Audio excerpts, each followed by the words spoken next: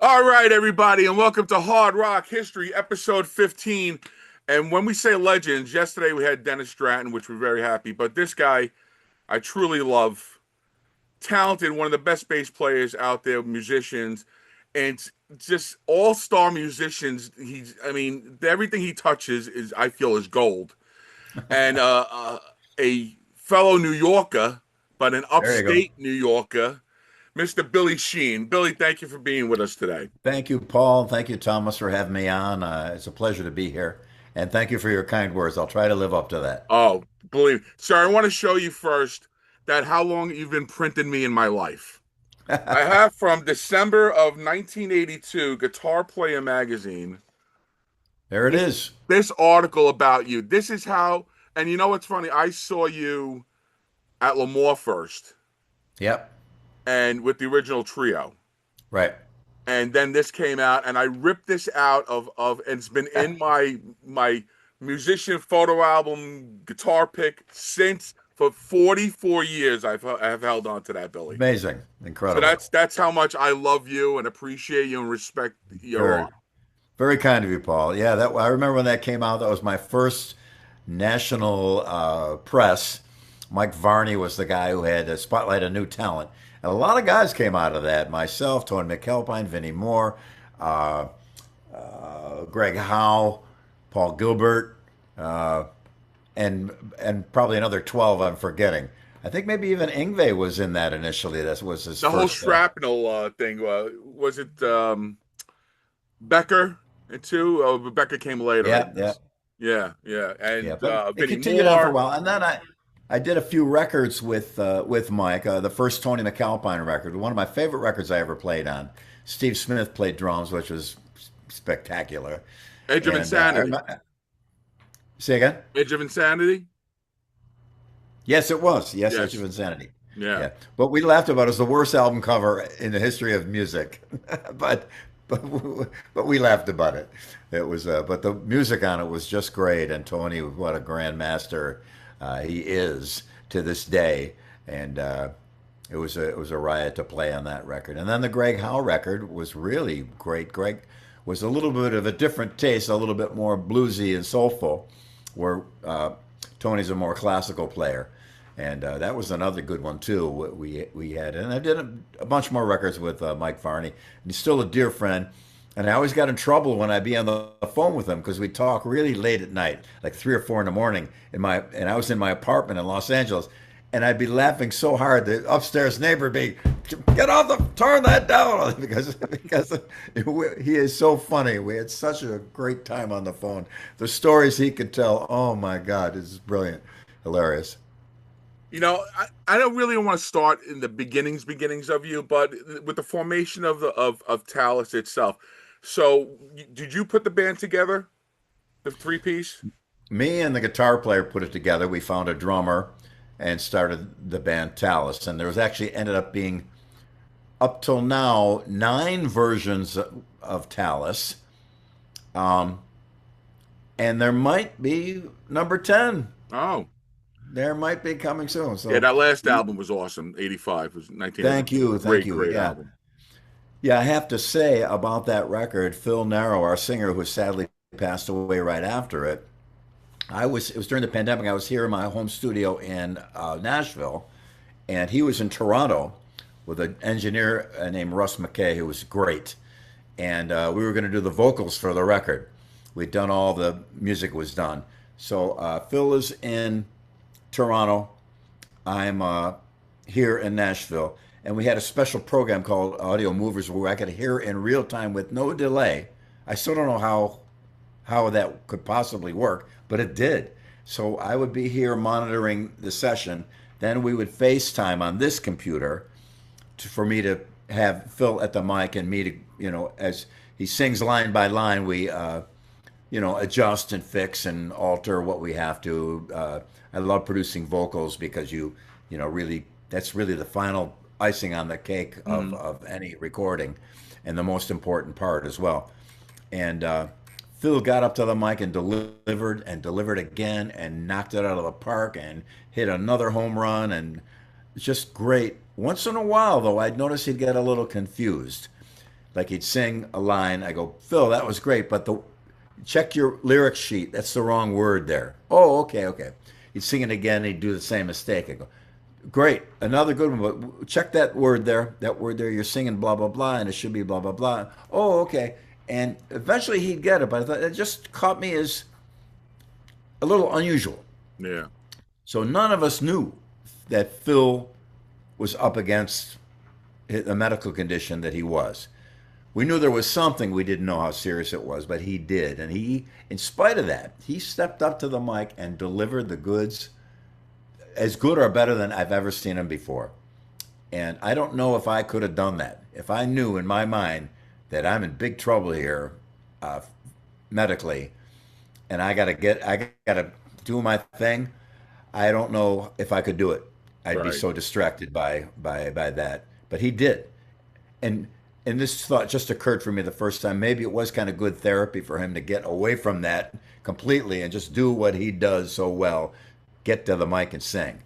So that may have been helpful to him. And then soon after we finished the record, I got a call from his brother, and we lost him, and it was very sad. Well, thank God that But was a nice tribute for him to go yeah, out on, you know? absolutely, go out on a high note, and he sure did. He just sang so great, and we miss him very, very much. We may try to reconfigure and do some more shows yeah, with a few surprises coming. So we'll see about that. Is Now, Dave Constantino still active in the music industry? Say again. Is Constantino still active in the music industry? I don't know much about what he does or anything like that. We kind of lost touch Okay. with those. I lost touch with those first two original guys.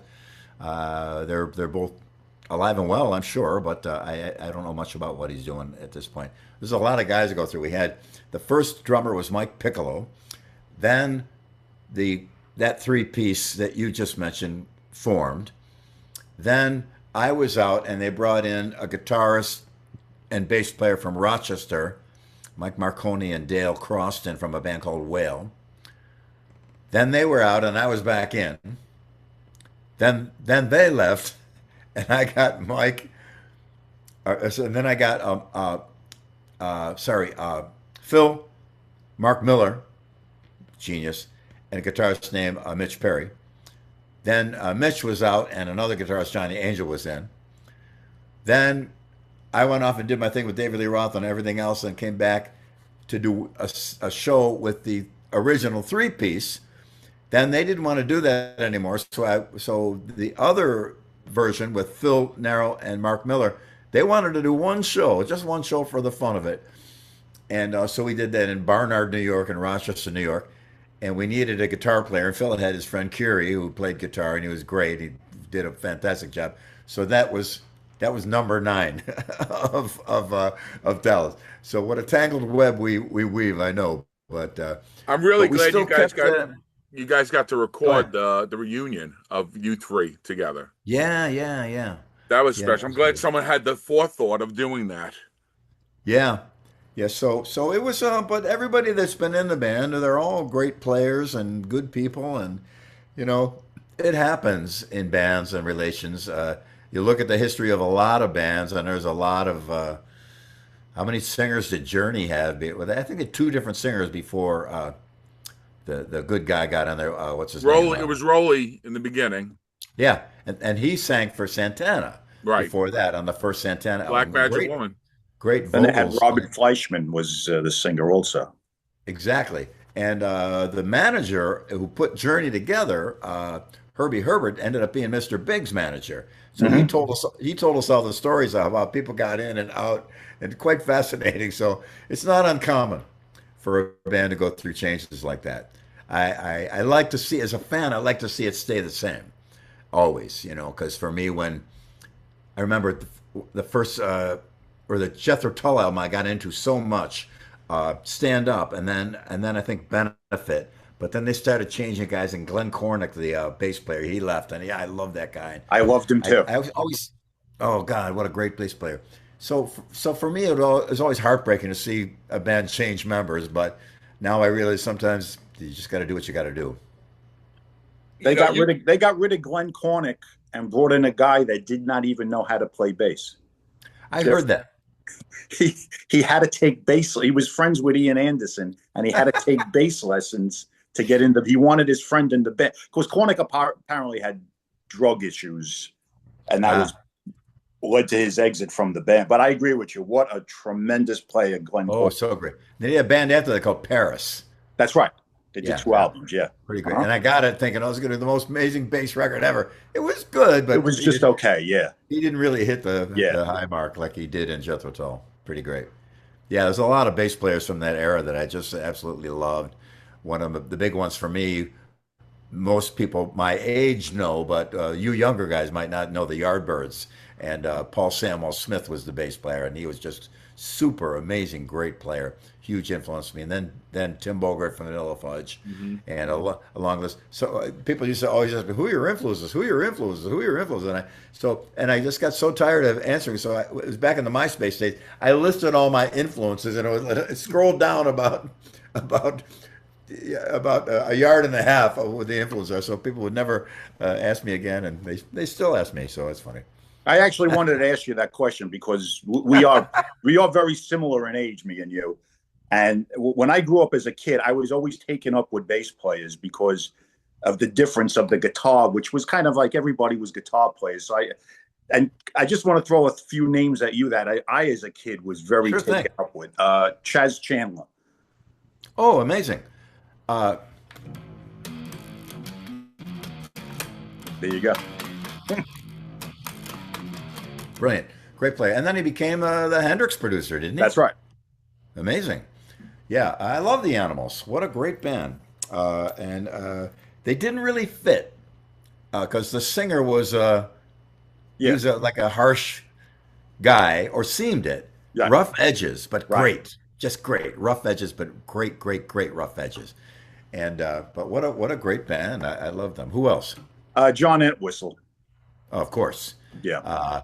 I remember when the Who's Next record came out. I had it on my record player in my first apartment, and I would play along to that record. Side one again, side one again, flipped it over, side two, side two, side two, and over and over and over again. And I was very lucky to get a chance to become an acquaintance of his when I lived out in LA, because we both went to the same little bar, the Rainbow Bar and Grill on Sunset, kind of a famous hang. And so one night it was me, John Entwistle, Chris Squire, and then Lemmy joined us too. Oh So my all four of God. us were hanging together. Wow. Somebody took a photo, they put it on the wall, and then somebody stole it. So I have no proof that that story is true anymore. But I would hang with John, and he was hilarious, a sweet, wonderful guy, generous, just a wonderful. Chris Squire too, and Lemmy also, nice, nice people.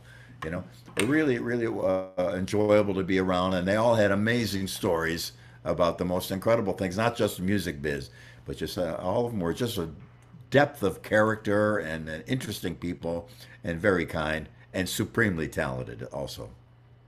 Chris Squire was going to be my other one that I was going to ask you, but Yeah, I was just where Ah, that is that yours yeah. is no disgrace, and that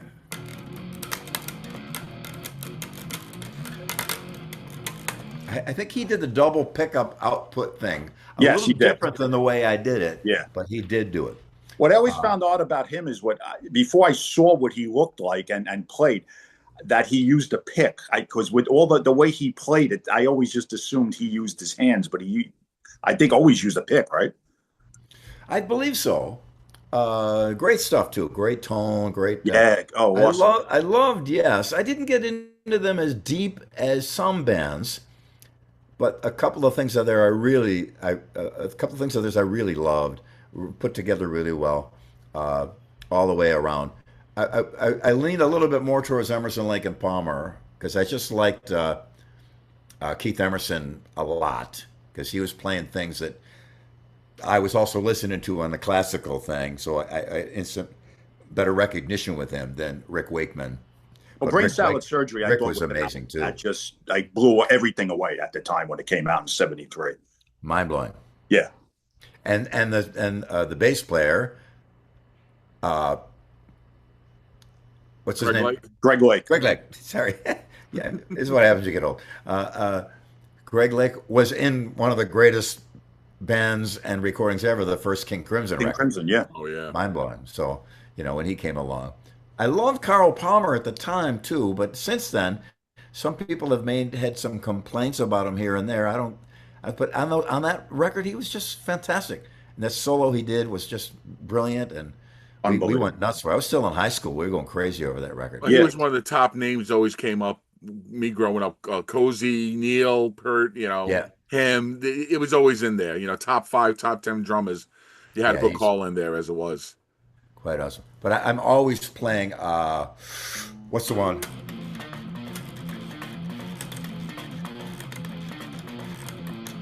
Remember that?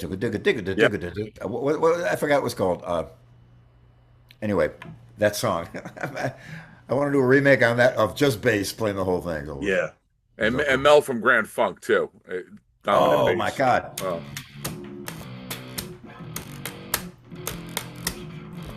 just great. And he had the EBO pickup on his jazz bass.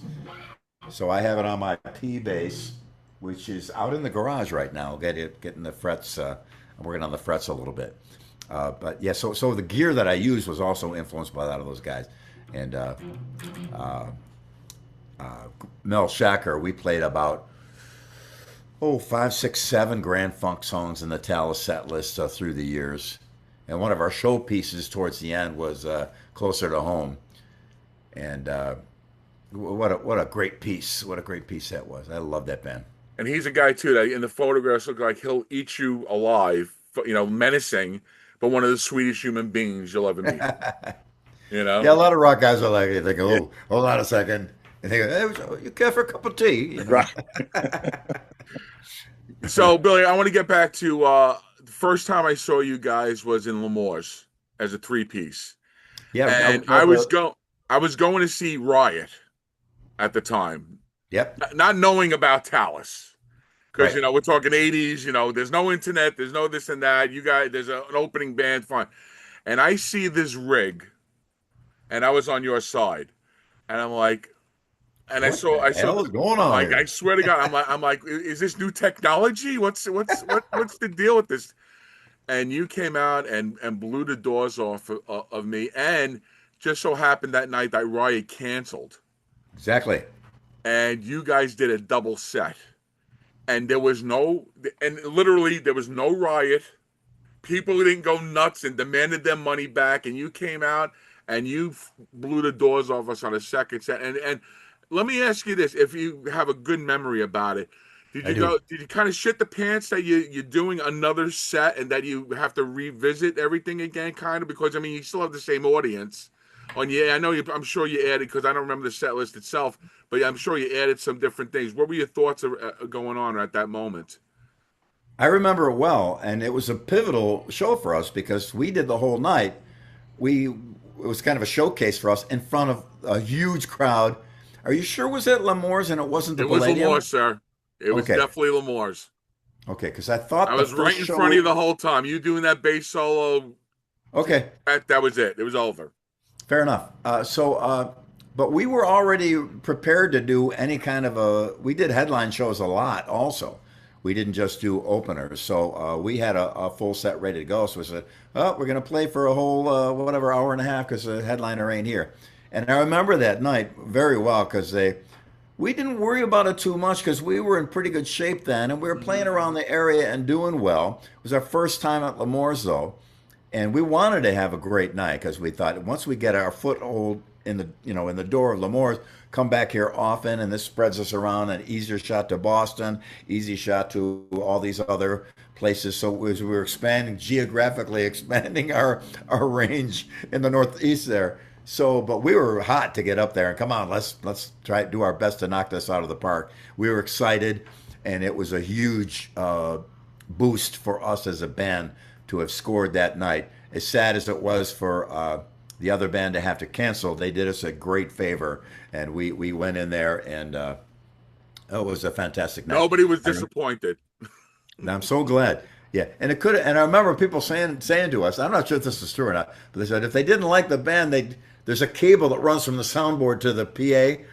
If they didn't like the band, somebody cut the cable.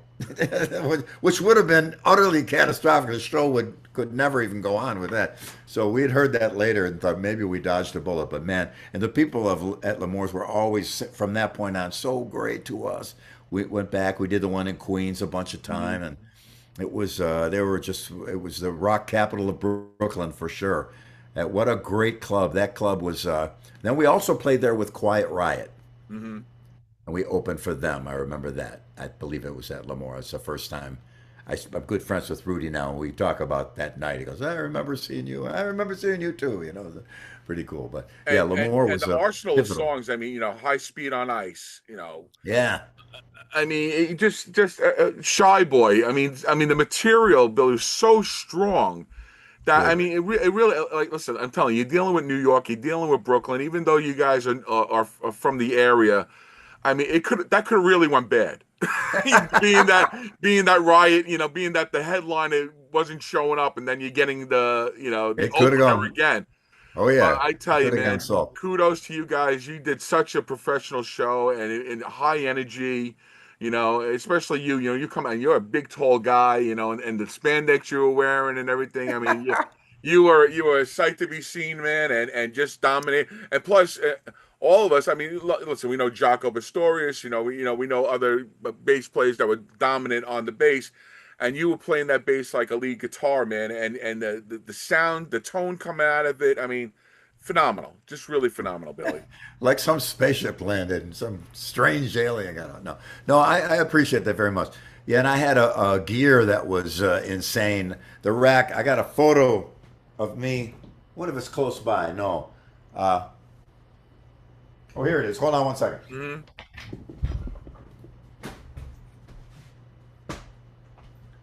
I did some redecorating, so I had to take it down from the wall. But that was my There it is. that was my amp. Just you can't see with the reflection there. I always say, But no, it's there. It's clear. Yeah. yeah, Wow. and we it's here now. Still in my studio. It's some of it's in parts, but all the components are pretty much here. And that went with me when I left in '85 to go out to LA, and it's still. And now the digital version is in the Helix. They actually modeled my main preamp and put that in the software of the Helix. So if you buy the Helix, Wow. you get that preamp in Wow. there, and then my compressor also that's in there. They modeled that as well. So I travel a little lighter these days. I remember our first Mr. Big tour to Europe. To ship our gear was $40,000, Mm. and so that took a lot. We didn't see much of a paycheck from that tour because the expense. Then we learned the next time, why don't we rent the back line and bring our own, pedals or preamps and stuff. And so we learned the hard way about that. But yeah, we had a lot of gear. Our crew guys, I'm still friends with all of them, and all of them have like knee and back problems from carrying all the gear up the upstairs and in and out of clubs and stuff like that. So I apologize to them annually about that. Can we talk about how did you get introduced to get into UFO? Because Pete Way leaves. It's the Making Contact tour, and same thing. Like, unfortunately, we didn't get to see you in that version because you did all the Europe, you did Europe dates, It's all right? European, yeah. Yeah, and Well, the only thing we got to see is the we saw video and the same thing. And there's your rack, you know. yep, there it is. So can you talk a little bit about your history of being with the band then? Yeah, we in Buffalo we had promoters Harvey and Corky Productions, and they brought in all the big bands, the Who, Emerson, Lake and Palmer, everybody. They were there, the main promoters in Buffalo, Western New York area, and they knew of us, and they had a club to bring in some of their acts before they were big enough to play the bigger venues, national acts. Matter of fact, U2 opened up for us at that club because they were unknown. Talas was playing on a Monday night. I remember saying, "Who's the opening act one night?" So it's just some submarine thing, some submarine band. Because it was U2, and then in their mind they're thinking the U2 submarine. And I remember the Edge left a little note for us, thanking us. Years later, when U2 was huge, and nobody believed us, said, "Yeah, they opened up for some bullshit. Come on, that's not true." And I swear to God, we were there. I was there, and So they're playing Rich Stadium in Buffalo, sold out. They're huge now. And Bono takes a break to talk for a minute and says he remembers the first night they played in Buffalo, and there were people there, and that surprised them because they were so new. He goes, probably because we were opening up for a band called Talas, and the whole Wow. stadium like, what? And it was hilarious. So and somebody recorded that show, so I got the recording of it on there. But so those guys were our managers, who were the local promoters. So if a band would come into town and had like a light ticket sales, they'd usually put us on the bill opening or in one of the slots to help ticket sales. So ACDC and UFO were touring together. Before ACDC had got too big, obviously, because we were still, I think it was the second, maybe second or third U.S. tour.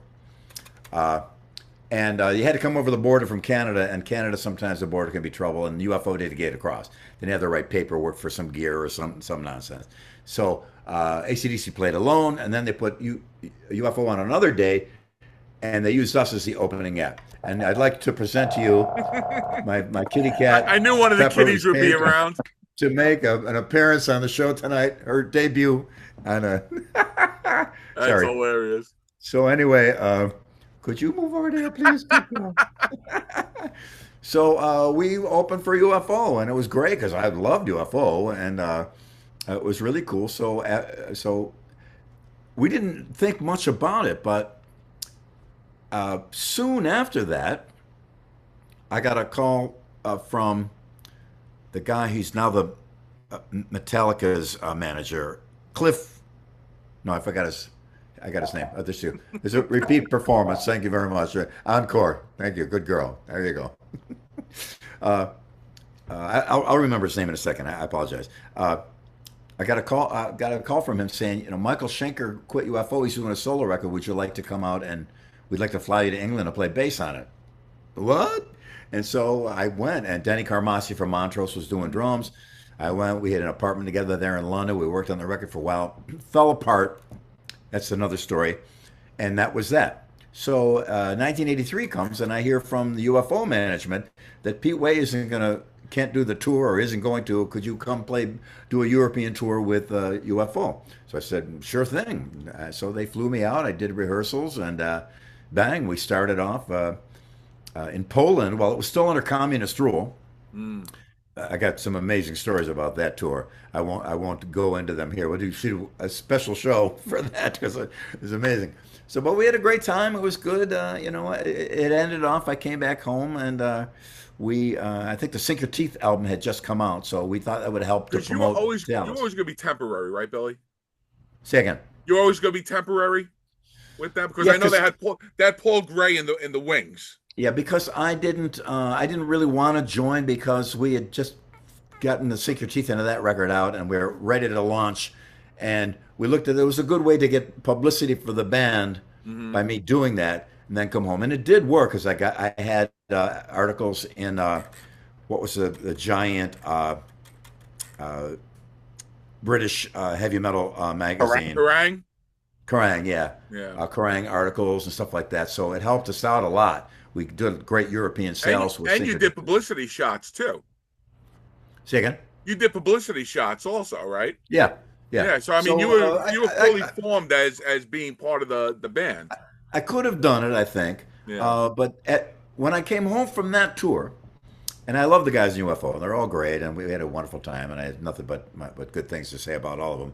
But it was some pretty insane moments. So when I came home, the movie Spinal Tap came out. So I went to the theater to see it, and that was not funny.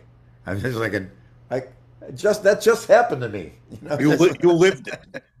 It was a little too close to home. Later on, I got to appreciate the humor in it, but when I came home, I was like, man, what I just went through, it was amazing. So, so anyway, to extend on that story a little bit, if you don't mind, Hmm. the our managers, since they were the local promoters and brought in all the big bands, they knew all the big managers and booking companies. So unknown to us, at one point in 1980, they sent our cassette demo to Premier Talent, which was Van Halen's booking agency, Barbara Skydell sent it to Van Halen. I think it was Ed that heard it and said, "Do you want to have these guys open up?" And they said, "Okay." So we ended up opening for Van Halen, which was a total. We didn't even know it was in motion. The car, the guitar player pulled up in the car to drive to a gig one night. He's got a bottle of champagne in his hand. I go, and we had just showcased for A&M Records, Arista Records, and Aerosmith show was coming to town. We were in line to be opening up for. So he's got the bottle of champagne. I go, "What's that for? We get the? Did Arista Records want to sign us?" He goes, "No." He goes, "Do we get the Aerosmith gig?" He goes, "No." He goes, I go, "What?" He goes, "We're opening for Van Halen." I go, "What?" So we went out, did about 30 shows with them on their Women and Children first tour, and that led to later on me doing the day thing. But our manager, interestingly, as a side note, Harvey is Harvey Weinstein, Oh, the, and I remember when he did his very first movie uh, in Buffalo, and because they had these 3,000 seat theaters and they'd show stoner movies on nights they didn't have a band. They were starting to do business. People come see the movies, and somebody said, "Why don't we make our own movie?" So they hired a script guy and a film guy and all the guys you got to hire. And when you make a movie, and they shot the movie, and it was some scary slasher film, awful, and it didn't do well or anything. But they realized we can license this movie to other territories and make the licensing fee, and that way we'll pay ourselves back. So they started licensing them to Europe, and then somebody had the bright idea, why don't we take European films and license them in America? And that's how Miramax started, and bang, Harvey became the biggest guy in Hollywood. And unfortunately, that didn't end well for him, but yeah. that was kind of an interesting thing. Well, and Billy, if we could just because I know we're getting into the UFO thing. I just had a couple of questions to ask Billy about the second Talas album. Sink your teeth into this. That was, believe me, I pretty much have everything you've ever done. It's still my favorite album, and Thanks. I thought it was so unique because it had a heaviness to it, but it had like a very, very basic, almost like early Beatles. Some of the songs. Am I off base on that, or am I out of my mind? Well, I wrote the material on that record. The first record we did, the other guys contributed a lot, and I'm not really sure why there was no contribution from them on the Sink Your Teeth into that record, but all those songs were mine. I started writing a lot in that time of my life, and so it ended up landing on my shoulders. I kind of co-produced it as well up in Toronto with a guy whose name I forgot. I'm forgetting everybody's name today. I gotta take the name remembering vitamin. Bob Connolly was his name up in Toronto. Really great producer. I'm hugely influenced by the Beatles and great songs, songwriting. I'm into songs and songs that are put together really well. The Beatles are probably some of the greatest songwriters. Brilliant songs and chord changes and arrangement. The Beach Boys as well. A lot of song bands. I was into the Hollies, all things like that. Because the age that I Me am, too. when I grew up, at my most impressionable time, the radio was jammed with amazing song. I mean, there were great players too, but it wasn't about who could Yep. shred or do, who was the heaviest guy. It was about writing songs with amazing lyrics and stories and chord changes. So that's kind of what I came up with. So some of that I think could be got into my DNA a little bit. I hope anyway. And so I was on a songwriting binge around that time and did everything for that. And it worked out well. Shy Boy ended up, David Lee Roth liked that song, so we ended up doing it on Eat 'Em and Smile. And he, gave me all my publishing, very generous. A lot of times when you use a song by an outside person in an album that's going to be big, the artist says, "Oh, I'll use your song, but I want 75% of the publishing." So what do you do? Okay, 25% is better than nothing. But Dave was kind enough and generous enough to just give me my whole publishing share on that song, which is very, very nice of him. So yeah, I'm glad you enjoy that record. I still do myself. I remember bringing it back home from Toronto and going to my living room, my little apartment in Buffalo, and playing it for everybody. And we were really pleased with it. It was really cool, and it did very well for us. Anything else, Tommy? Hit and Run is my and Never See Me Cry are my favorite songs on the Cool. album. Yeah. Yeah. Oh, Hit and Run's phenomenal. Yeah. Phenomenal. Oh, Yeah. We did good on those, and then The whole doing album is them in just the great. doing them later, and I don't even remember how I started to do that. I think for the beginning of High Speed on Ice, but it just kind of happened. And then they did the bass solo on there. I was gonna do like a feedback screaming distortion, rah, woo, kind of wild ass crazy bass solo, but my amp failed, so I had to go. I had to do one clean tone, totally clean, just into a preamp, a compressor, and a JBL 15, and I'm kind of glad it failed now because it wasn't cliche. I hate talking about myself. It wasn't a cliche. What I wanted to do was actually a dumb idea, so I was forced to do something different. And it turned out to be better than my stupid idea. So I'm glad about that. The album stood on its own, really. I thought for, like yourself becoming a guy that everybody knew your chops and everything. The album really stood on its own, just on, in my opinion, on the strength of the songs alone. Well, thank you. I take that as a really a wonderful and gracious comment. Thank you very much.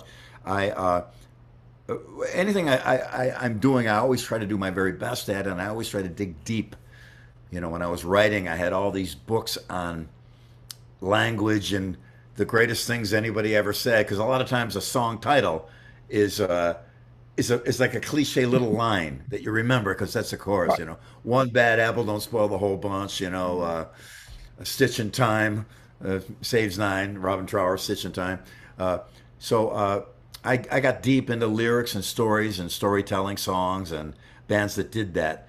And you never know if it's going to work or not until someone like yourself makes a kind comment like you just did, that if it touched somebody else, because I know how many songs touched me lyric wise. I was playing a Procol Harum, they're live at with the Edmonton Symphony Orchestra album, and there's songs on that I can't listen when I'm around people. It bring tears to my eyes. It's just so great.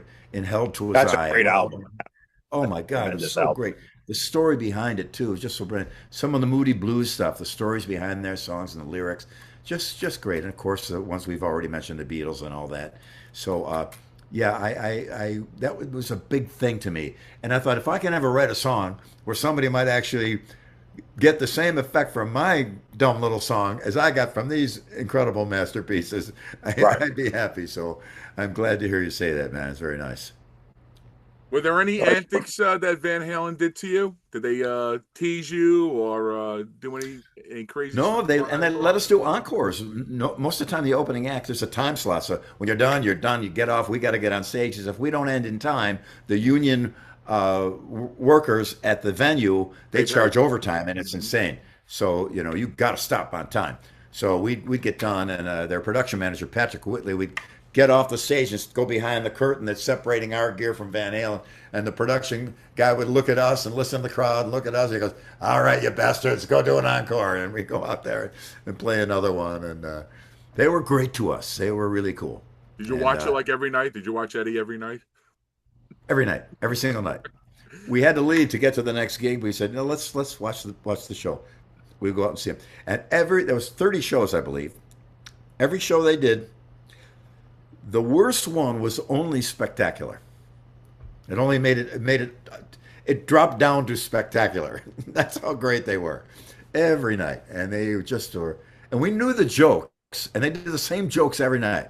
It was the dialogue. That's why a lot of people, front men, thought, "Oh, Dave just goes out there and wings it every night, and it's just fabulous." And it's all scripted to the letter, timing to the second, exactly right.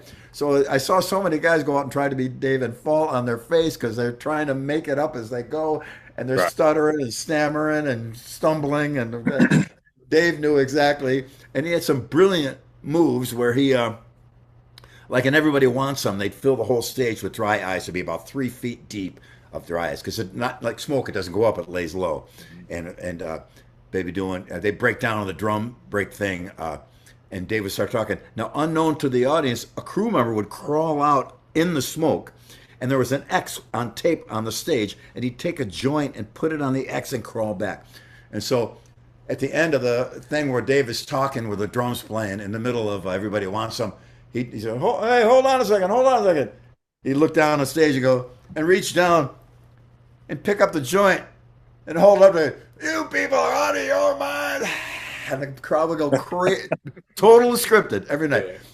Absolutely. But that's why it worked, because that's why you see comedians. You see 2 or 3 shows, they're doing the same jokes the same way. They're fine tuning them show to show.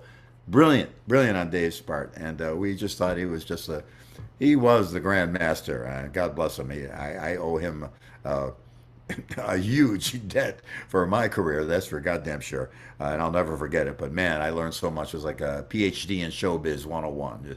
Just the greatest, amazing. And at the end of the shows, backstage, was it debauchery? Was there 10 million chicks around? And On that tour, not so much. We usually had to leave after the band was done. We'd say hi, hello, and whatever, and hang out a little bit. But mostly, we had to get on the road to get to the next gig. So we didn't have time. We didn't do a lot of partying. So Eat 'em Smile is a different story, but that was oh much yeah, more of that. But Van Halen, and they were a little bit more business minded then too. They were on the straight and narrow. They knew they were still climbing, and they were still hitting it hard and being, just like I said, just awesome all what the a great time. tour to be part of, though. Boy, that Oh was God. album was so solid. And again, it was like a military operation. They'd come in, that crew would set up the stage and lights and sound. It sounds like blah, blah, blah, blah, blah. It was precision, strategic. It was amazing, and we learned from there. So that's how you do it. Hey, okay, from then on, that's how I ran any band that I was a part of or did or contributed to. You gotta. It's serious when you're up on stage. I mean, I was always kind of like that.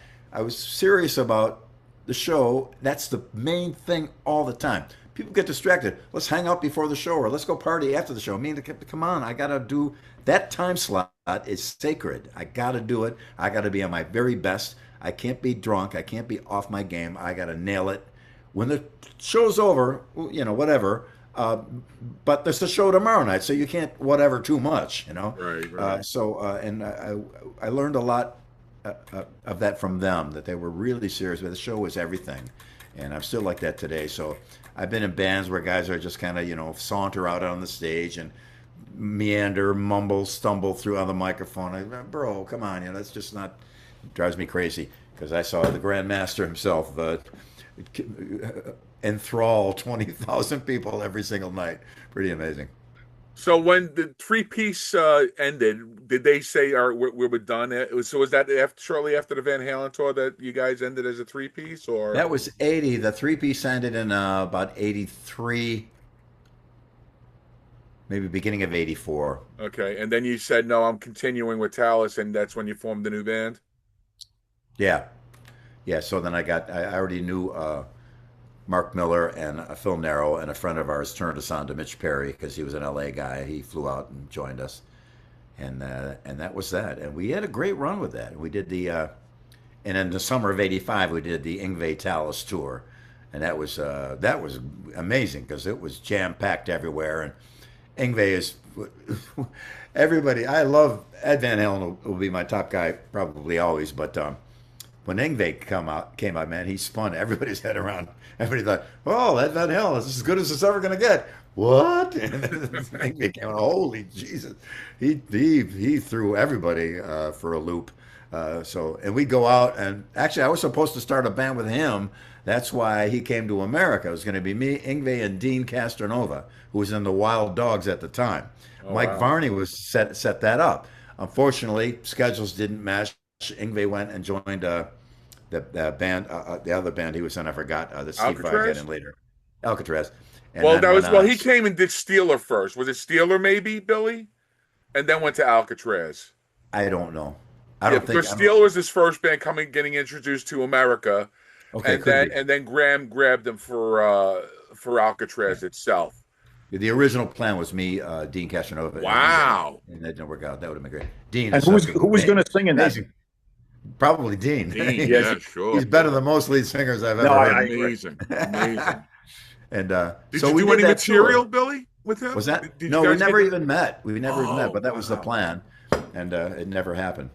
And So that summer it was really great because we finally got a chance to meet and hang out with each other.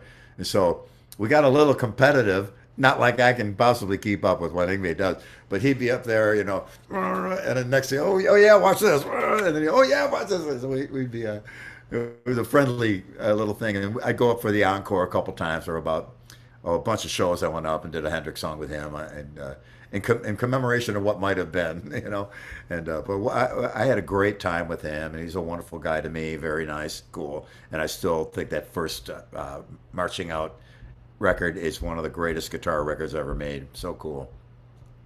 Was Jeff Scott? Jeff Scott was still with them, right?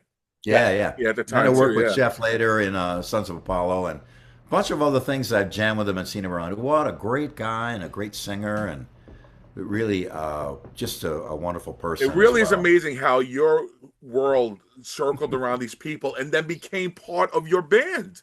It's I mean, how is insane. it you're opening up for Van Halen and then you're the guy in David Lee? It's really amazing. And like same thing, you're opening up for Yngwie and Jeff Scott Soda becomes your singer in Sons of Apollo. Yeah, what a Crazy. it's a funny thing. Well, it's kind the business kind of like that. You know people and you get to know them.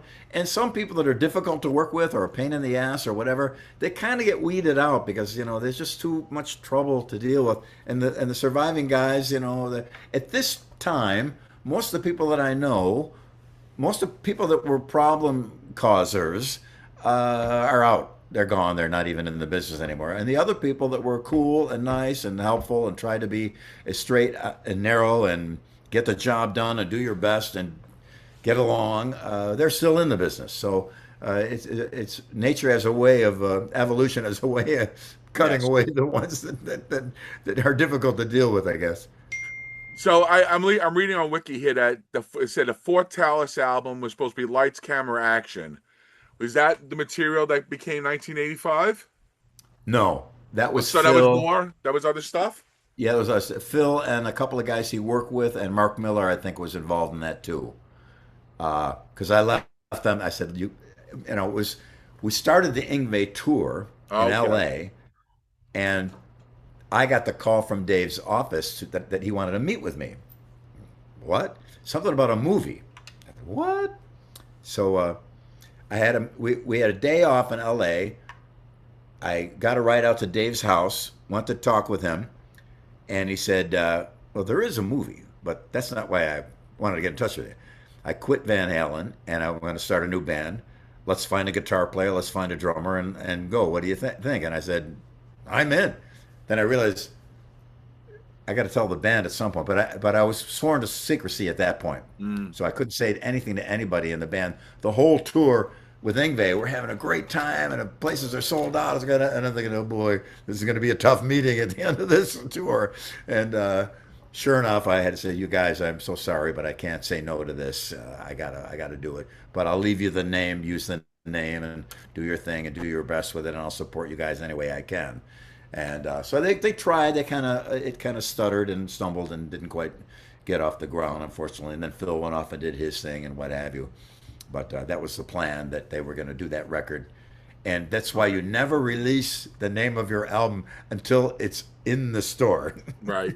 because So not only is it a voodoo curse to do that, but it's just something's bound to change between this moment and 4 months from now when it's actually out. So we always we learn early on, don't say anything about anything, right, right. until Don't promote it's ready. unless it's there. Yeah. So Exactly. so so Live Speed on Ice is the only thing at that for that era itself. So was that the idea to showcase the new band that way to with that Yeah, it album? was, but it was a bad idea because we were still brand new. We Hmm. had just rehearsed a couple times, maybe did one other show, and then we're there recording, and we weren't as tight as I would have liked.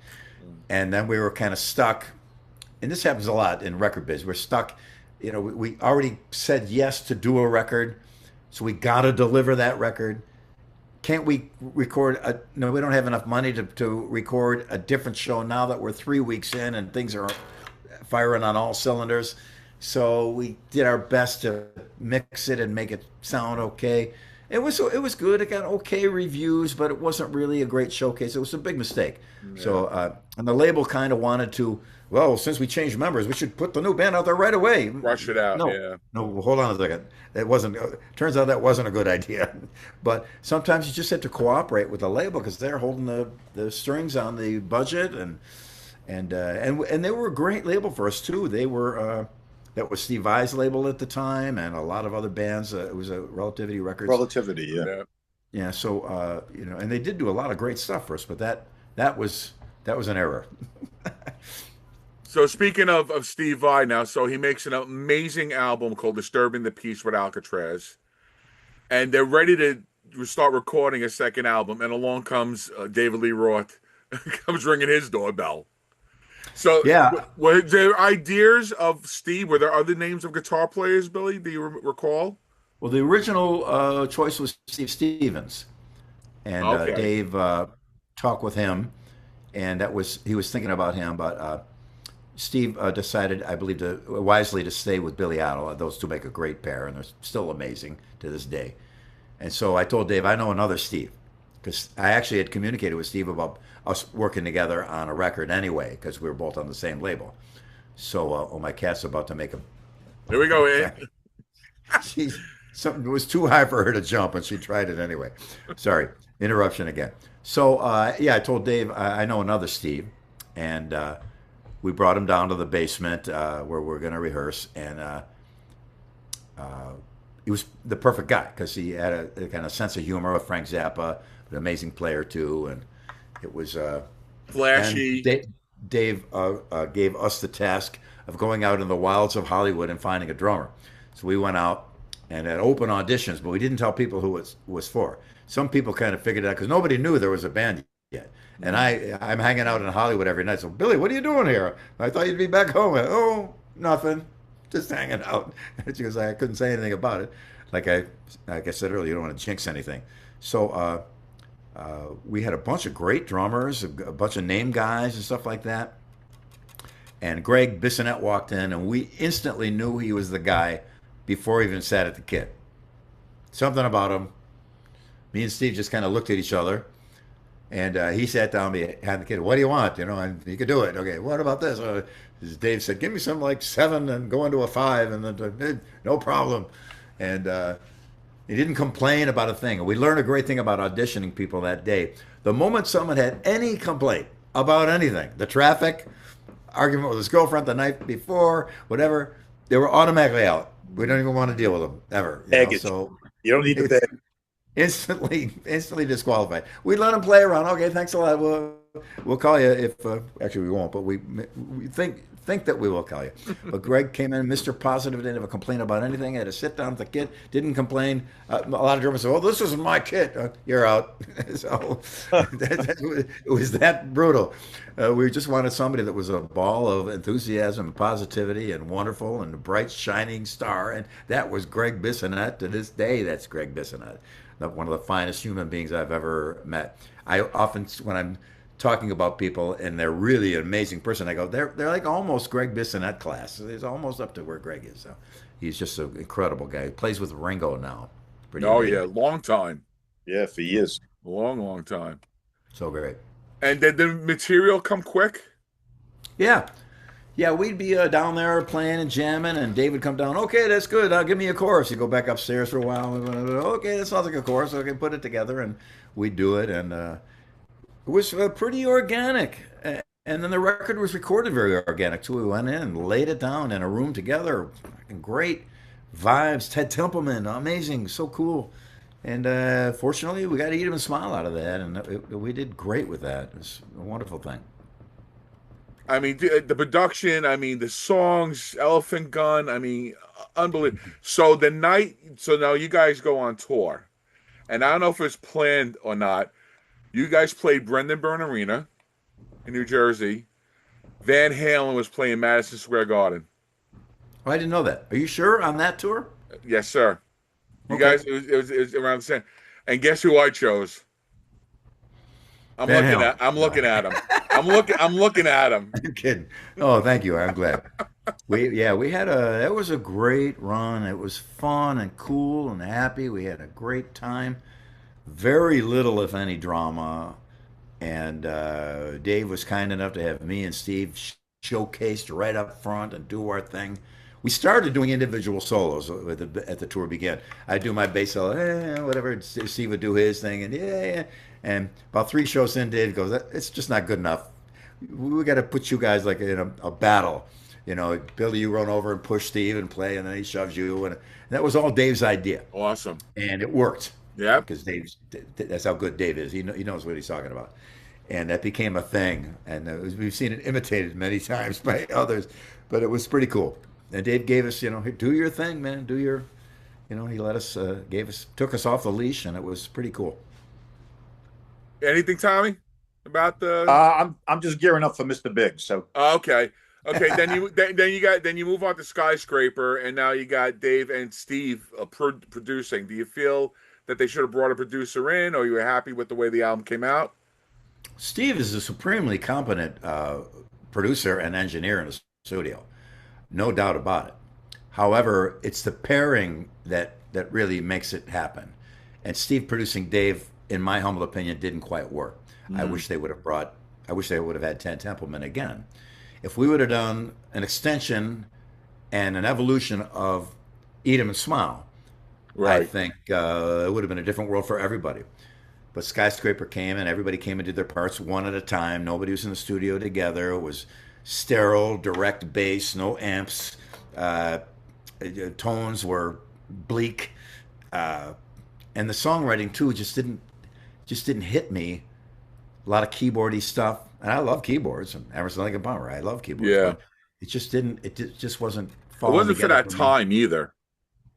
Yeah, You and there know? were well, you're at a crossroads. Dance music is starting to become big, big, big, big, and rock is starting to move to the side to give it some room. And this is just one man's humble opinion, as a fan as well as remove myself from the band and be a fan. I think that the idea was if we can mix that dance and rock thing together, we're going to get both audiences and we'll be on top of the world. But Yeah. the dance people hate the rock people, and the rock people hate the dance people. So you basically split your audience in half, and it just didn't work for me. And then the tour, I was out right after the record was finished, and then the tour started, and I heard from guys on the tour because they were all still my friends. That it was rough. It was Mm. bleak. There was rules and regulations and lines on the stage which you could not cross. If you stay behind that line the whole show, if you crossed it, all hell is going to break They were loose. marked. Yep. Wow. Oh Yeah. boy. Yeah. So Okay. And what was so your reasoning, Billy, for leaving after the album was done? Did you want to form your own thing? Were you ready to move on? well, I didn't like the record, and they didn't like me that I didn't like it. You So were you said it. You were you opinionated can't about it. you can't fire me. I quit. So oh yeah, I quit. Well, you can't quit. You're fired. So that kind of happened. So, Uh, but it was heartbreaking to me because I love Dave and I love the Eat 'Em and Smile. I love Steve and Greg, and he was surrounded by a lot of good people and one real jerk. Uh, but mostly good people, and it was the best thing that ever happened to me. So it was pretty heartbreaking. So I went off and. well, it gave you great exposure, to the rest of the Oh, world in that it sense. was a gift of a lifetime, Yeah. and that's why I never. In the beginning, Dave and I, at the end, we had a little bit of a rub, but I saw him a few years later at a party, one of the crew guys' house, and Dave was there, and Mr. Big had their hit, and he came up and just was gushing about how proud he was for me and how glad he was for me. It was just meant the world to me. And of course, I expressed from I couldn't have done it if you wouldn't have put me in your band. I could not have done it, and that's true. I couldn't have done it. I And I couldn't have. want to tie this in a This, bow now. We'll get to Mr. Big, but there was 5 minutes away from a reunion of all you guys together, and it was just crowd capacity that killed it, right, Billy? it was. It's been as most events. It's been altered through time, Your story? time and time and time and time again. Yeah, many many many times. There's a little gym, bowling alley in Hollywood, and people go up there and jam. And Steve and Greg and I were going to go. Want to go and let's do some get the guy from Steel Panther and do some Eat 'em and Smile. Hmm. We hadn't done it for years. Okay, cool. So unknown to me, I think somebody contacted Dave and said, "Oh, I'll come down and do it."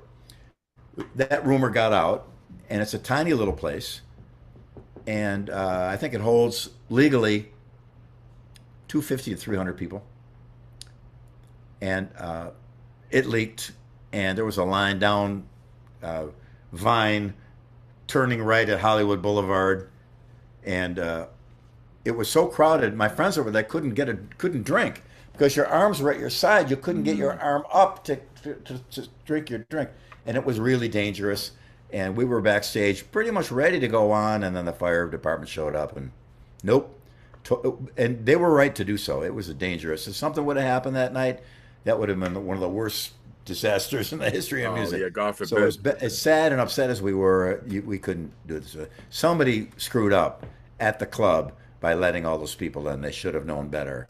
And when they're at like person number 800, what's the capacity? Oh, it's only 300.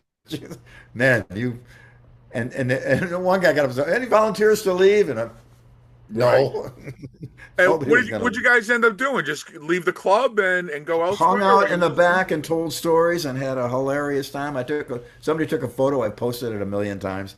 Hung out and told stories and had a great laugh, and it was great to see Dave, and that was that. All right, so let's move on to Mr. Big. Now, again, you hold the range. Were you holding auditions for a new band? Thinking about doing a whole new band? What was the story origins of this? Well, I've never really done much of the audition thing other than the thing mentioned with Greg Bissonette. I knew Pat Torpy, uh, and the last day I was in Dave's band, we had to go to the studio to sing all the background vocals from Skyscraper so they could put them in a sampler.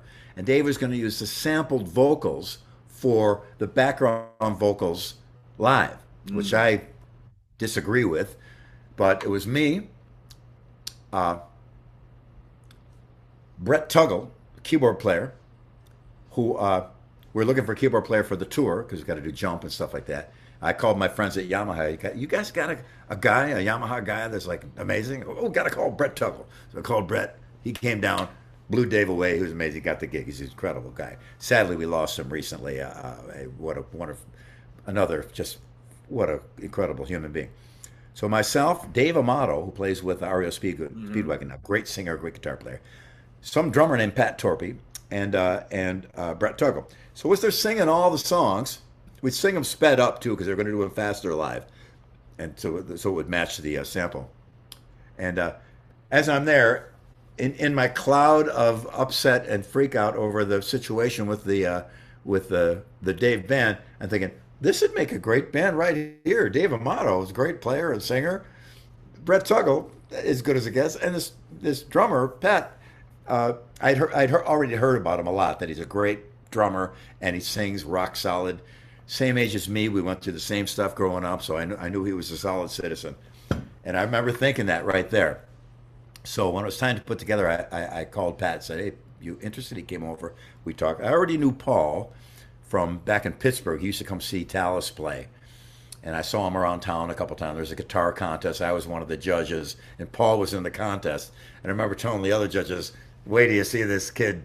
And sure enough, he came up, blew the place away, and I think he won an amp or something from that. But I stayed in touch with him, so I got in touch with Paul. Said whatever, and we're looking for a singer. And I called Mike Varney, and he had this guy named Eric from the Bay area. Pardon me, and he played him over the phone and said, "That's exactly what I'm talking about. I got Paul Rogers, Steve Marriott, soulful, great, awesome singer," and that was that. And but we had a secret uh, advantage. Uh, Eric had been associated at some point in some capacity with Herbie Herbert as a manager. And Herbie was one of the founding fathers of the music business, Mm. legendary producer. In the Woodstock movie, he's moving Carlos Santana's amps around on film. He put Journey together. He was the guy who said, "Why don't we sell T-shirts at the show with the band's name on them?" I went to see Hendrix. There was nothing. You couldn't buy anything. Oh wow. No Really? merch at all. Wow. Yeah, back in '68, that was. and that was how merch began. And it was one of the biggest money makers for artists there is right now, more than records or anything else. So I went up to San Francisco. I had a meeting with him, and he agreed to manage the band. I thought, aha. So Eric already had some great songs, so we got together, myself, Paul, and Pat, and wrote more. We'd send them up to him in San Francisco. He'd sing amazingly and come up with these great lines and lyrics and things like that. So our first record did really well. We used the producer that produced Journey, Kevin Elson, Mm-hmm. and Oh, I see a tail. did an amazing job on that. And we did really good, but a whole bunch of bands at the same time came out that had a guy from some big band and then the new guys around him. And like Jakey Lee did a band and all these Badlands, other people. Yep. Yeah, Blue all Murder. these other bands. Yeah. So exactly, Blue Murder as well. And we're all in the B column of the record store, B, they were all together. And so it was pretty competitive. We did well, but not great. We went back to do another record. And it exploded at some point, thanks to our manager. He did his magic and made that record happen, and bang, we ended up with a number one single, a platinum record. Started touring all over the world, and became an incredibly successful venture, and so one I'm really pleased to have been a part of. I have a question for you, Billy, regarding I actually, I don't know if you remember this gig at the Cat Club. It was the record release party when the album first came out at the Cat Club in Manhattan. Yeah. Yeah, I was at that. My friend had a record Oh yeah. tickets, and we were able to go to that. I love the first album. I love the band. But now that we're talking about keyboards, and I'm a keyboard nut myself, I was always kind of disappointed that the band did not bring in a full-time keyboard player and maybe like expand that sound to be more of like a rainbow or that type of thing. Was that ever in play?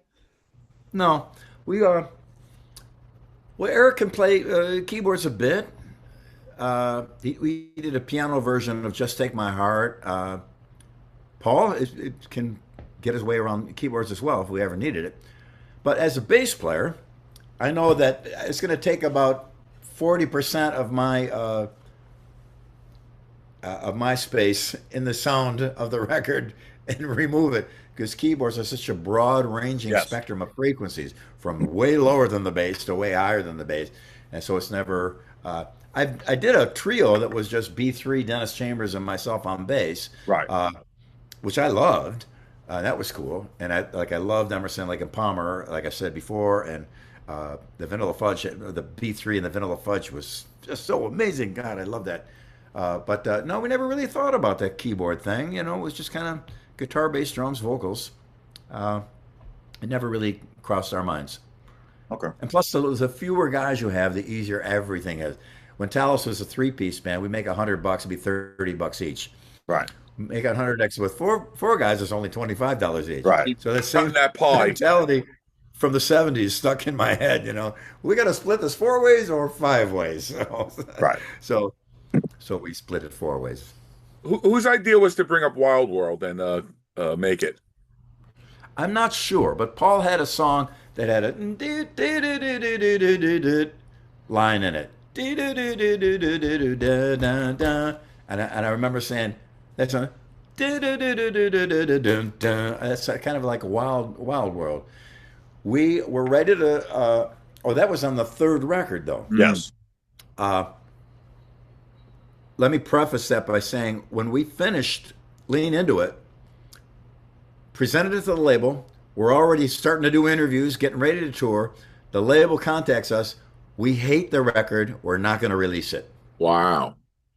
Oh, wow. Holy cow.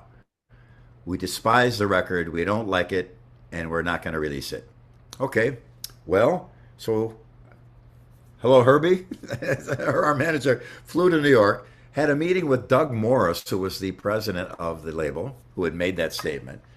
And legendary but true, the people in the office were calling security because in Doug's office it was so loud, the screaming and yelling and smashing, that they thought they I was needed going to to kill somebody. get security for real. He's a big guy and he was really pissed. So finally, at the end of the meeting, he said, Atlantic Records said, okay, we'll release your record, but we're going to sandbag it, meaning we're not going to do anything. Here it is. It's on your own. Go No pound sand. promotion. We don't care. Good luck. And you won't get anywhere without us. So again, thank you, Herbie Herbert. He knew a guy named Jeff McCluskey, he's #1 FM radio a promotion guy in the country. And he made a deal with him, and he started getting it on playlists, on radio, on more radio, more radio, more radio. And we did great. We released a single, did okay. Another one did okay. Another one did okay. Did a little better. We're still struggling along, trying. Record companies, no help at all. Herbie got us on the Rush tour, Scorpions tour, all these amazing tours. Everything was in our favor except for the label. And finally, some guy in Lincoln, Nebraska started playing To Be With You. And here's how serious it was. It started to blow up. And the label accused us of having our friends in Lincoln, I didn't know anybody in Lincoln, calling the station because the metric they use, do you get requests for it? Is the record selling? Those are two things very important. Is the record selling at the record store, and are you getting actual requests for it? Yes, we were getting requests for it, and yes, it's selling. They sent a guy from New York City to fly to Lincoln, Nebraska, because they didn't believe it. You check the numbers? To check the number. Then sure enough, it was happening. And by then it spread to other ones and other ones and more and more and more. Pretty soon, we got to make a video. This song's blowing up. And we went back to LA, shot the To Be With You video. It got on MTV, up, made it to #1. And we had because they went almost through the same thing with the next record when we presented it. They wanted another song. They didn't say we hated the record. They were kind enough to not say that, but we want another song. So, hey, Paul, remember that Wild World? Well, let's give Wild World a try. We checked the key out. It was pretty low, so we changed it, raised it up a little bit, and laid down Wild World, put it in there. They liked that one, and then we got that one released. But it was because of the problem with Lean Into It that the label, thinking that they had the wisdom of the ages, needed. Now, in their defense, it was a hit. We did have a hit with it. That was cool. And then on Lean Into It again, we had a huge hit with To Be With You, #1 in 14 countries. Right. And you gotta wait till that hit goes away before you release the next one.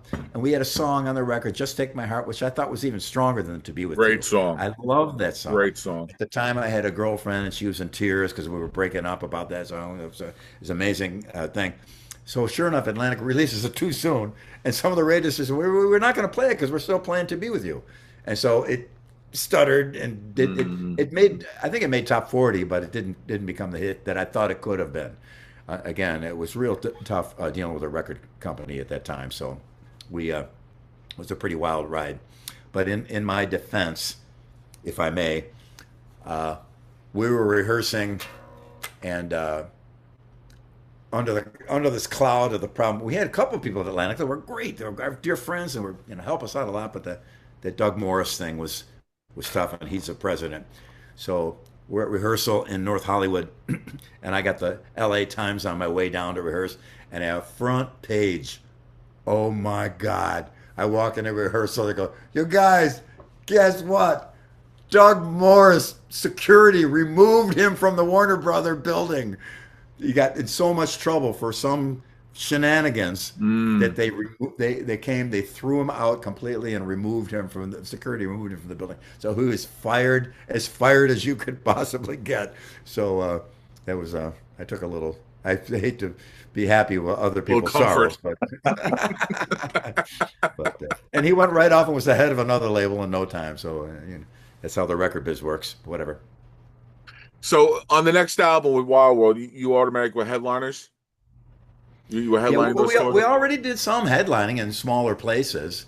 That we just, you just graduate up to the 3,000 seaters. And then we played a lot internationally, and that ended up saving us. When grunge came out, the rest of the world didn't get it. We outsold, in Japan, we outsold Pearl Jam. The actual number was 40-1. Wow. Our record stuff, because they didn't get it. The Americans got it, but the Japanese go, why are they wearing old clothes and stuff? We don't get it. And I love Pearl Jam, and that album was incredible. So things were changing. It was a sea change. So in America, we weren't doing as well as we wished we could have done. But we went down to Brazil to play on the beach outside of Sao Paulo, Jack's Beach, I think it was called. I forgot. Uh, There's over 100,000 people there. It was amazing. And they went out of their minds. It was incredible. Japan, we were headlining Budokan. We played in Indonesia, where no Western band ever played, jam-packed everywhere. The Philippines, Korea, all over Europe, we did great. Germany, Italy, France, every country. Also played in Russia, played all over. So we did great because we had our international market was so good, thanks to wise management. Herbie, again, getting us out there and get a foothold in Europe, South America, Asia, so that when America went a little soft, we were still doing great. We were still selling out places and doing fantastic. So thanks again. Thank God for Herbie Herbert. Now, when you did Hey Man, that's Paul's last album. Did he want to spread his wings, or did he just want to do something different? What was the story with Paul leaving? I don't know. There was tension in the band from the very beginning, really. We covered it up pretty well. We got along, for the most part, pretty good. And for us, the tension in other bands dwarfed our tension. We'd hear about people, being thrown through the tour bus windshield, and fights breaking out, and lawsuits, and unbelievable stuff. So we would have a little upset or a little negativity once in a while, but to us, it was bothersome, and none of us liked it, and it was Was it becoming constant? yeah, kind of, and but it wasn't, nobody was throwing punches, and there wasn't money being stolen, or heroin overdoses, or it was a drug free band pretty much, and Pat almost never drank, or Paul, myself and Eric a little bit, but there wasn't any shenanigans going on, and all those guys had girlfriends who were married. I wasn't at the time, but we had a pretty clean situation. But unfortunately, personalities being what they are, it wasn't always a positive situation. And so Paul wanted out, and I think he was right to do so. And we brought in Richie Kotzen, who Pat and I had already done some rehearsals with, because while the band was off, we wanted to do something with Richie, and did a great job. Did two records with him, and then we decided to call it quits. And then we got back together in 2013 with Paul, original lineup, and had a great run with that. Were you shocked by Richie's voice? How great he sounded? No, I knew Richie really well. Yeah, and how great feeling guitar player. I mean, completely different from the way Paul played. I feel too. Yeah, different, but I think equal. Equal in status of guitar playing yeah. But there's two different. I mean, like two different worlds. Two different worlds. Richie really, when he played notes, you felt him playing the notes. I felt like I felt more. I felt more of his solos and stuff. Yeah, but Paul was very technical to me. But Paul can do that too. Yeah, and Richie can do technical also. They're both a broad spectrum of talent, and I would put them very, very evenly. Yeah, the live album with the Suffocation on it. Oh my God, yeah. Billy, that's a showstopper. That song alone, everybody playing that part. Oh, God, yeah, I play that once a month. That's how great it is. We were a little disappointed because we had some stuff on those records that we thought was just great. A song called "Super Fantastic." Mm-hmm. In spite of the fact that there was an error in the song. They're playing a major, singing a major while the chord's a minor, and I did my best to try and get it fixed, and nobody would have it. You can't do that. Clashed, but still, it was still a good song. But the time was just not right for that, because America had gone grunge, and bands like us were on the outs. So, but we did great with it overseas. We did fantastic in Japan, and went over there, and then I went back with Richie later, and we opened for the Stones. Me, Richie, and another drummer. 5 shows in Japan, opening for the Stones and stuff. So that began my relationship with Richie. That had been very, very good as well. I thought those are the two best, at least personally for me. Those are my two favorite Mr. Big albums, because I love the vocal interplay with the two singers. I thought it brought a dynamic that the other stuff didn't have.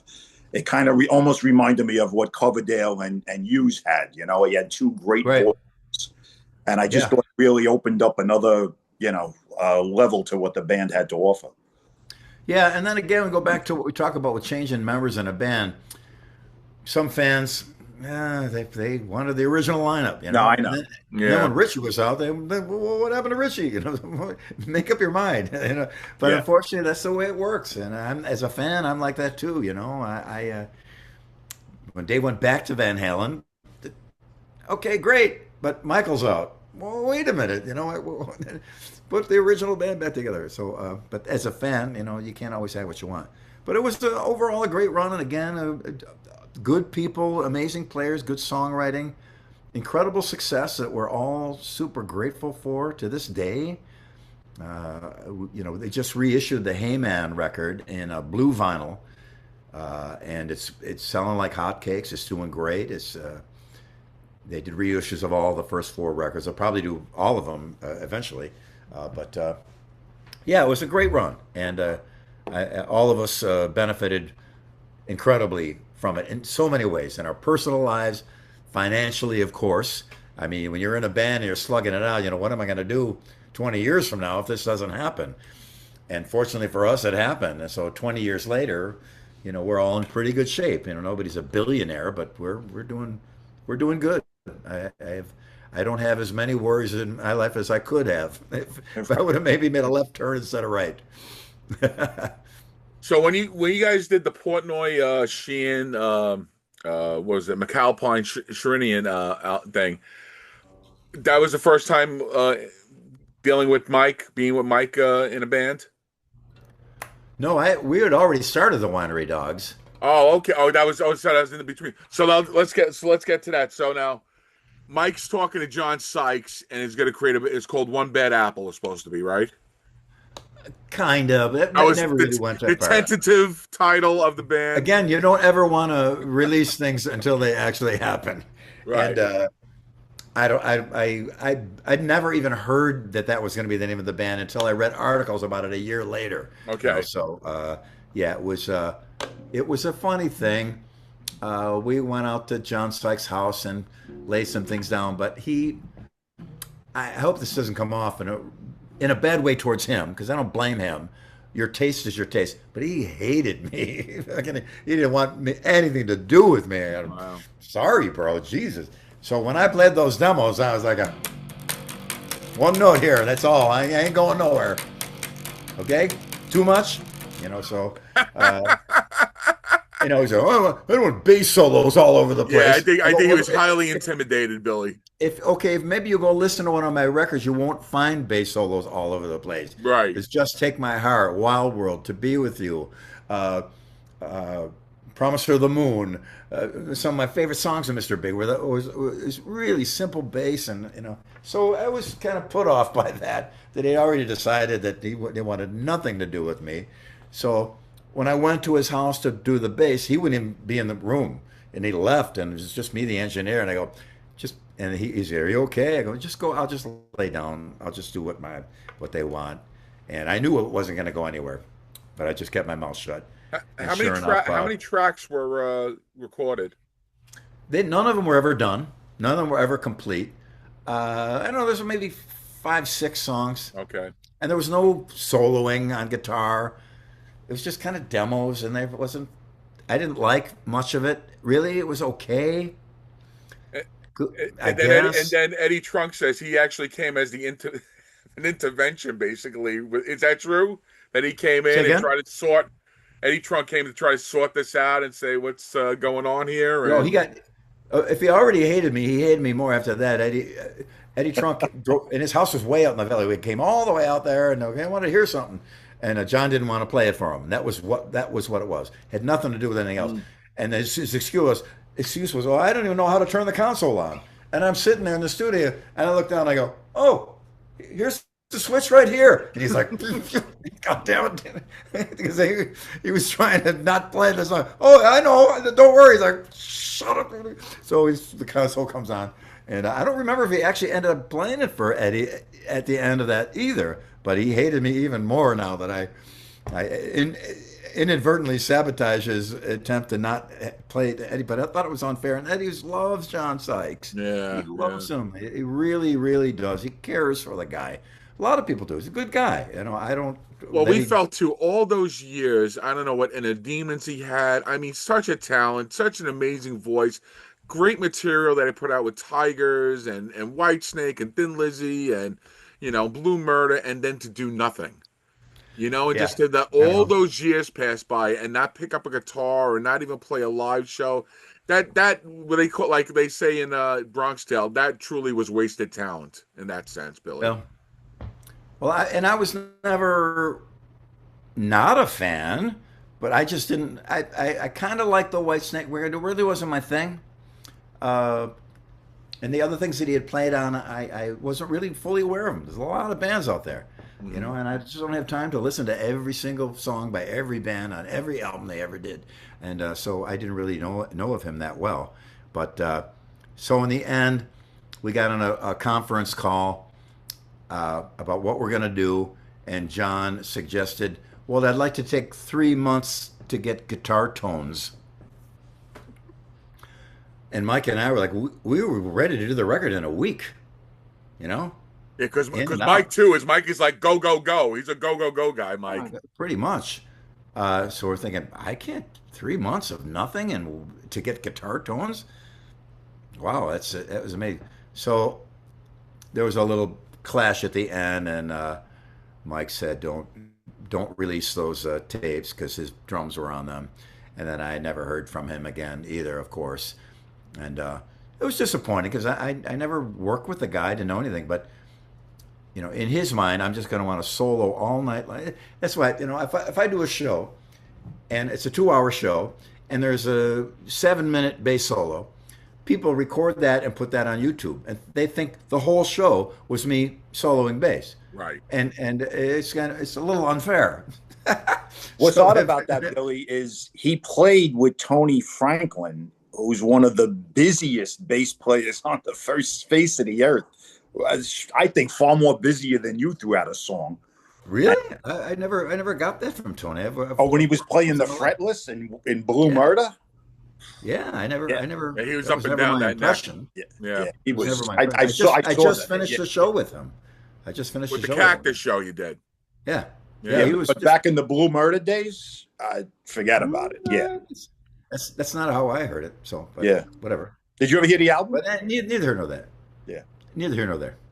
Uh, we're So it's so now you might confer and go, okay, you still want to continue making a band, obviously, and yeah. then So Eddie Trunk said we said, well, we wouldn't need a guitar player that sings. And Eddie Trunk goes, what about Richie Costin? Now I had worked with Richie in a band and solo, and me and Pat Torpy. I got hours of tapes of me, Pat Torpy, and Richie jamming and writing songs that had never been out at all.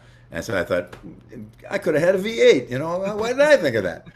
So we went over to Richie's house, and that day that Mike and I went over, we went in the studio that day. I grabbed one of Richie's basses, and we started laying things down right away.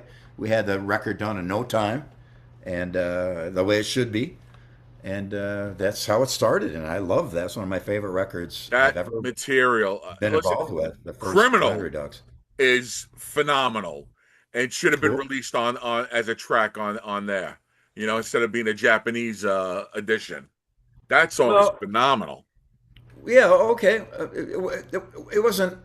I thought the top song on the record I thought was "Regret."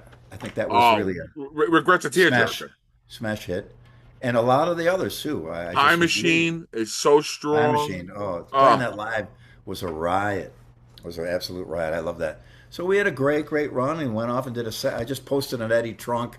Uh, Somebody compiled all my times I played bass as the guest player on the Eddie Trunk show. They put them all in one, and I posted it, and it reminded me of that time because in it I'm talking about to do the second Winery Dogs record, which we did after touring from the first one.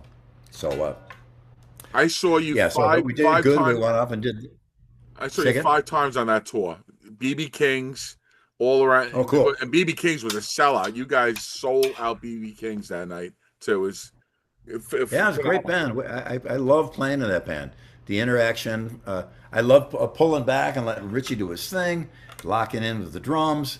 It was the vocals, all three of us singing. That was what Talas was for me, and that's why I love that band. Yeah. Everybody does the best they can do, sing your ass off, and play great songs. Perfect. Is So there that was a good any band. thoughts about coming back? Well, I think Mike's going to go back into the recording studio after the summer with Dream Theater. Yeah, I don't know anything about it anymore at all. So I, it's a dead issue at the moment, right? I don't even Getting know ready if to go. I don't even know if it's dead or alive or what it is. But I got my other concerns I'm dealing with. So I've got a lot of uh, work, so much that once in a while it's just gonna walk out the door, look at the sky. Oh, because I'm always down here working constantly on a lot of records and a lot of things. So Okay, whatever we talk a happens. little about Sons of Apollo, how that came to be also. Well, I'm not sure exactly, but I ended up playing bass for it. And I loved the live shows were really good and the songs were good. Jeff Scott Soto's a great frontman. Bumblefoot killed on guitar. I love Derek's playing. It was all good. So uh, we played all over. Then we were supposed to play in South America. It was during the pandemic, and I didn't want to get vaccinated. Mm. Now, I told people the story, and everybody said it was bullshit, bullshit, bullshit. I'm a liar. I'm an asshole. I'm a jerk. I'm a bullshitter. It's not true. Whatever. My sister had Guillain-Barré. It's a immune disease. She almost died from it. She was in the hospital. Recovery took a long time. Because she's my sister, genetically, I'm predisposed to it. Hmm. And even Fauci himself said those who have Guillain-Barré or have a relative with it, we wouldn't advise getting the vaccine. So I didn't get vaccinated. I didn't want to get it anyway, but I had an actual reason for it. It wasn't some political thing. Hmm. And my sister never got it either. So I couldn't go down to South America because they were going to do some shows down there. So they had to get another bass player to do that.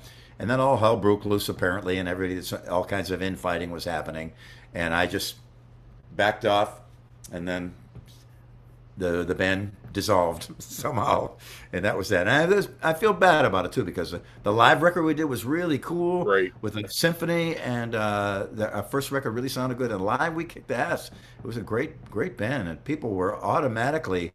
We did great numbers at our shows too. So it's Yeah, one the of the material is really strong too. yeah. I like to laugh. So whatever. I it's me and my bass. We're still here. Is And your red wine base around? it's around the corner. Oh, that's a beautiful base, Billy. Yeah, Beautiful. it weighs more than the double neck actually, because that's solid lucite. Yeah, the Weighs a material. ton. Yeah, Yeah, beautiful. yeah, So you want to talk about the fell now? We're come yeah. up to date now. What's going on with you now? Well, about 10 years ago, just before we moved to Nashville, Mike Crumpus, he used to play with Smash Mouth, found me on Facebook. I didn't know him. Found me on Facebook and called me up and said, "Hey, you want to come down and play bass on a couple songs? I got some songs I'm producing. I want to come on down and play bass." I said, "Sure." So I went down. I didn't have the songs first, so I couldn't learn them, so I had to learn them on the spot. So he plays them down for me. Okay, I'd make a few notes. Okay, do that. Okay, let's go. Late and I go, these songs sound great. Who's that singer? Oh, it's Toby Rand. He's a guy from Australia. He was on a TV show, Rockstar, Supernova, whatever. He was almost the guy in NXS too. Hmm. That was he got close to being that singer. But I said, man, he sings his ass off. It's so great. And then he showed up, and we're talking for a while, and so I finished I think about 5 songs. And so Mike said to me, "Well, I can pay you for sessions if you want, or would you want to be involved in this?" I go, "Yeah." So for the first time, I'm being involved with the band where the songs came first, and then we figured out who was going to be in it later, which was kind of cool, because and now unfortunately Toby, our singer, had because he was on TV, you get these contracts this thick, and they just own everything about you for a long period of time. So he couldn't just go out and sing. So we tried it with a couple other singers, but Toby's the man, and so we said, well, we'll just park it for now. And so recently, all those contracts are finished, so now he's free. So we went out and did some shows. But prior to that, when traveled down, was playing in South America and hanging out with the promoters there and say, hey, you got to check this out. I play them some of the songs. Wow, this is amazing. Who is it? Yeah, this guy, Toby and Mike Grumbles, So everybody's all excited about the band, but we weren't performing it. So now we got a chance to finally get together. I went up to Toronto with Mike, and you got a great drummer up there, Nick, and Toby joined us. And we said, well, let's just do some shows just to make sure we can get this plane off the ground, see if it, And so we did. We went out, did 5 or 6 shows, and it went great, swimmingly well. Everybody got along great. Toby was wonderful. Since when does a lead singer pick up a piece of gear and help you move it? Now, that's Toby. He's a great guy. Sang his ass off. People loved him in the crowd. A lot of people, Mr.Big, Winery Dogs, Talas fans came out. They loved it. It was really cool. So we're just going to finish off that record now. In about a week or so, I'm going to go fly up to Toronto and do the final things. And we got a bunch of new songs, too, from back at the older ones, which I love so much. And we got a couple of new songs that are even better. I just love them. So I can't wait to get this record done. And everybody I play those songs for, they're like, holy cow, you guys nailed it. And now Mike Crumpus is a really good producer, great guitar player, singer, great drummer too. Sometimes the drummer's late. Oh, I'll lay it down. Check it out. He'll lay the drum track down. But he's produced like Nelly Furtado and a bunch of other pretty big acts. He knows what he's doing in the studio. So the record sounds really great, and the vocals are killing, and the songs and lyrics are really great. So we'll see what happens. It's a roll of the dice with every band. You never know what's going to happen. You're going out for festivals too, right, Billy? We go out to festivals after the summer. The first one is in Wales, I think, in the UK. I think we do Irish dates. I know we do some Scottish dates, and then in England itself. Then I think we're going to jump off that and do some European stuff. But by then our record will be out. But the EP got out and got some really good plays in Europe and around the world. So things look really positive, but you never know until you're there. And I have great confidence that people who may have enjoyed some of the stuff I've done before will like this a lot, will enjoy this record a lot, and enjoy the band live too. Because live, it's really it's a powerhouse. It's really cool. And right now, it's the single Footprints is on iTunes, Spotify. You can catch it pretty much everywhere, right? Yeah, I think there's 5 songs out on there on a playlist, and really great. And playing them live was a blast. It was really cool. We did our show in Buffalo was jammed. It was a packed house. Really cool. And we did Syracuse, Detroit,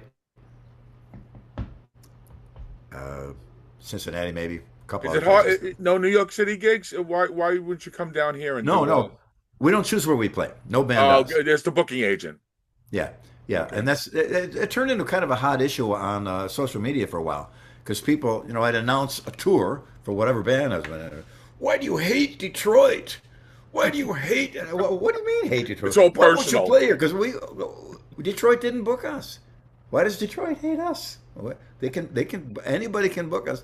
And people always have this impression that the band, it's kind of from the Brady Bunch, where people are sitting around the living room and go, hey, why don't we go play in Cincinnati tonight? Okay, I'll get the keys. Come on, let's go. It doesn't work that way. I mean, shows are booked, festivals are booked sometimes over a year in advance. Right. So it's booked, and you don't. That was the Kiss farewell show, the final show. Oh, Ace and Pete could come anytime. Like Ace could just walk on, knock on the door with his Gibson, and go, "Hey, I'm here to play. Let's go." Well, that's different because the band is actually playing. Yeah. And they're already booked. And the gear is set up, and flights are booked, and hotels are booked, and crew flights and hotels are booked, and catering is booked, and security is booked, and sound and lighting is booked. That's how he could go up and play. Yeah. That's a completely different story. But and I've always told everyone, we'll play anywhere, and we have played anywhere. We've played in places in Indonesia where no American band ever played. The vehicle we're driving to the gig and is driving down the street, and people are on the streets looking like, what the, they rarely see Westerners there at all. And I always tell people, we'll play anywhere except for where there's a shooting war. Right. We go to India, there's a shooting war Right. where we're supposed to play. They called a truce so we could do the show. True story. So we will literally play anywhere. But it gets really heartbreaking when people get pissed off and mad at you and blame you for not coming to their town. And then they want to book, and then when you tell them that, well, I know this club, and they can maybe move the chairs and get us, bro. I can't do that. Sorry, that's not how it works. Right. I don't book the band, I don't manage the band, I don't set up the gear. I just play bass, and everybody else does that. And I try to do the analogy of restaurants don't choose who eats in their restaurant.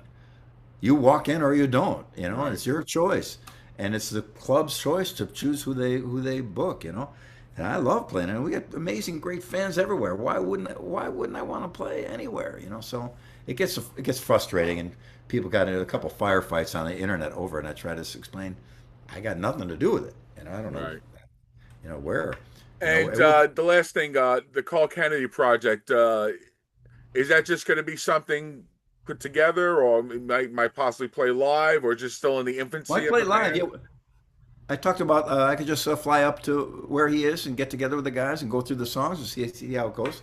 And because there's some cool stuff on that record. I love Carl's drumming. The singer they have is really great too. Really good guitar player, killing. So I just finished the last one here not too long ago, and great stuff, good stuff. So yeah, Carl and I have been talking about this for a while, but we're both busy with a lot of the things, so it's moved along at a kind of a snail's pace, but it's still there and it sounds good. So hopefully, and there are a couple of other projects that I'm involved in that may be touring very soon as well that I can't talk about yet. One of the But busiest men in the musicianship there, right there. crazy. Tommy, anything for Billy before we Oh, go? I'm good.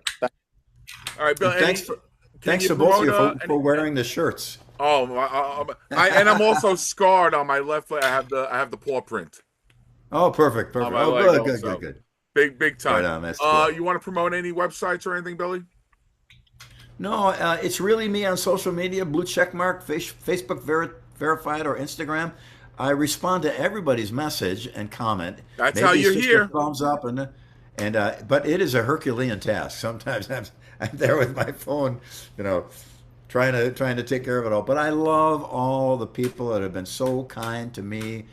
And yeah, once in a while I get a wacky commenter, but 99% of people have been great and supportive and helpful, and I love them, and I want to play my best for them always. So I stay on the straight and narrow and work my ass off on this thing. So when they pay in their hard-earned cash to come see me, I want to give them.